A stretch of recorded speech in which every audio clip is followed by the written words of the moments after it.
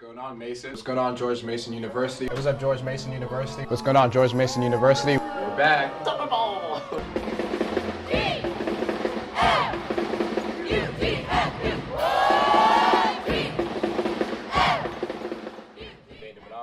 I'm Perry Buckley. Lindsay Hokinson. And I'm DeMonte Shaw.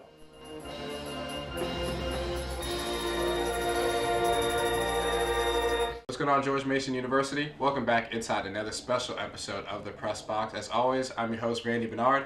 I'm Matt Newman. And I'm DeMonte Shaw. And today we have the pleasure of having Athletic Director here at George Mason University, Mr. Tom O'Connor. Thank you so much for joining us and having us, being able to give us the opportunity to interview you today.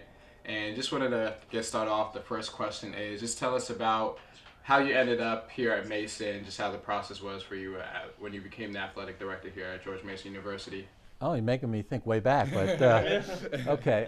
Actually, the athletic director at George Mason at the time, 20 years ago, was a very good friend of mine. I knew him in college, and he called me one day and he said, "I'm leaving. I'm going to GW," and I said, "Oh, that's great." Because I was at St. Bonaventure and I thought it would be terrific that we would wind up in the Atlantic 10 and I'd be able to go to meetings with him and see him a lot and whatnot. He said, "Well, I think you should get involved with George Mason."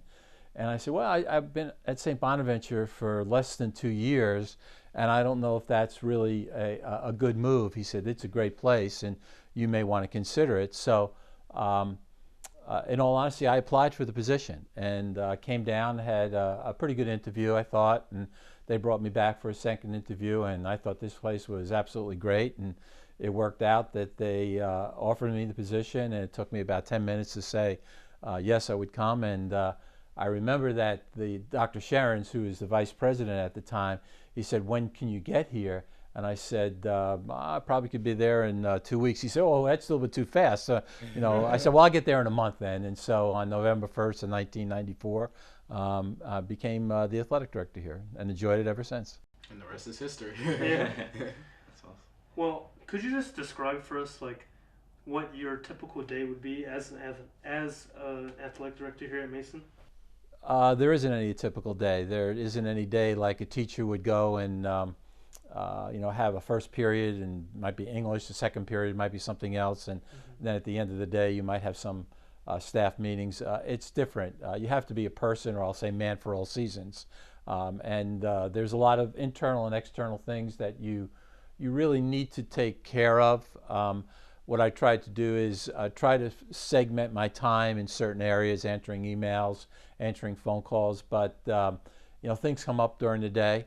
I'm a big believer in walking around by management.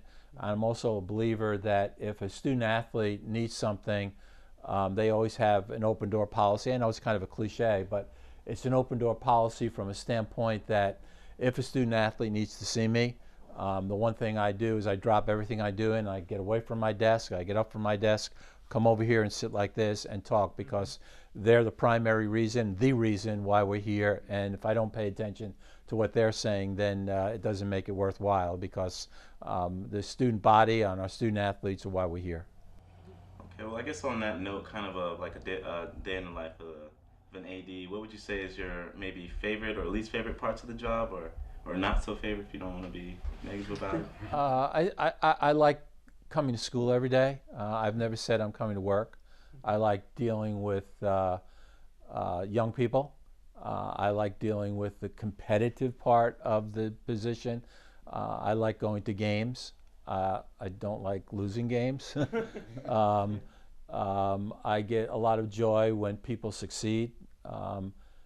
You can succeed on the court, on the field, on the track, in the pool, but I like when somebody gets a great honor in Atlantic 10, or something's happened really good for them and you hear about it. That's what's the most enjoyable. But sure, there are negatives, but you push those aside and always want to think about the positives. So take us through, of course, we all know about our historic 2006 Final Four run. Like, just take us through that amazing time, that amazing experience here. I think since most of us came afterwards, after that run. So just take us about how that time was here on campus and just environment during that time. Well, the Final Four was great, but before that was just phenomenal because um, we had a relatively low seed in the NCAA. We were the 11th seed, and the first game was against Michigan State, and playing against a Big Ten team. A lot of people didn't think we were going to go anywhere, and then we beat them, and then we wound up beating North Carolina, and lo and behold, we came back and played in Washington D.C. Mm-hmm. When we came back, the place was almost packed, meaning the Patriots Center, and everyone was excited, and there was just this great feeling. Lamar Butler was on the cover of Sports Illustrated, and there was that building of school spirit. So we went to the Verizon Center. We beat Wichita State in the first round, and then we were playing UConn, the #1 team in the country, and everyone said, "Well, it was a nice run, but that's it." And we had a great crowd and great enthusiasm, and as everyone knows, we beat UConn, and then it was just a magic carpet ride. I remember coming back and going up the streets of Fairfax. There were people in the street waving at the bus and whatnot. We came around the corner of the school, and by the pond, fireworks went off, and we walked into the Patriots Center, and it was packed of 10,000 people, and it was wonderful. And then the week after that, I always get a kick out of the fact that we sold $1 million worth of T-shirts within like 2 days, and everybody was wearing Mason T-shirts, and everyone was excited, and it was a good feeling. What really was the best is that the athletes were being rewarded for something they love, and it was a tremendous school spirit. It was great for the coaches, great for the community, but it was really most important for the players because they did it and they got the pats on the back. But again, I remember sitting with our staff right afterwards in the Patriots Center and saying, "We're in a movie. There's a movie going on, and we're in it. And let's take advantage of this, the here and now. Let's take advantage of Indianapolis, and let's take advantage of what happens afterwards as well." That's definitely a great mentality to have towards it. Obviously, that was a fantastic time, to be here at Mason with involved athletics. Are there any other times that you can think of that are like just like that, just as exciting, like really cool like that? Yeah, as a personal one, because we made the decision to go to the Atlantic 10, and it was a bittersweet moment because there's so many friendships and that we developed with the CAA rather. And I know the commissioner real well. He was a good friend, and the history of Mason being in the CAA. But when we made the move to the Atlantic 10, there was always that worry that is everything going to go okay? It was a big move by the university, big move for our coaches, big move for our athletes. So I went to the first championship, which was the cross-country championship down in Richmond. And Bethany came in first place in the first event that we ever were in the Atlantic 10. And all the other things that are terrific. There were like great moments where the soccer team this year won, and track won, and swimming won one year in the CAA. We won the indoor championship, NCAA championship in men's track. But for me personally, she winning that championship stands out that I'm going to remember because we had made that move, and that was kind of the beginning of the exclamation point. Right. Now this year, since we had 3 championship teams in team sports in the Atlantic 10 with numerous individual awards, Coaches of the Year, now it not only is a dot, it's an exclamation point. Yeah. It's funny because we actually had Bethany on after she did that, and it's a pretty great interview. But I don't know, just to get to know you as a individual personally.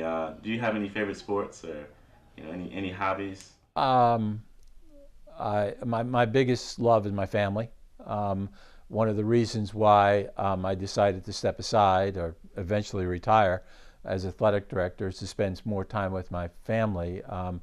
I can tell you that I was watching one of our men's basketball games, and there was somebody from another team playing, and I said to my wife, I said, I'll just make up a name. Hey, there's Michael. I know his dad. And she said, no, you know his grandfather, his dad.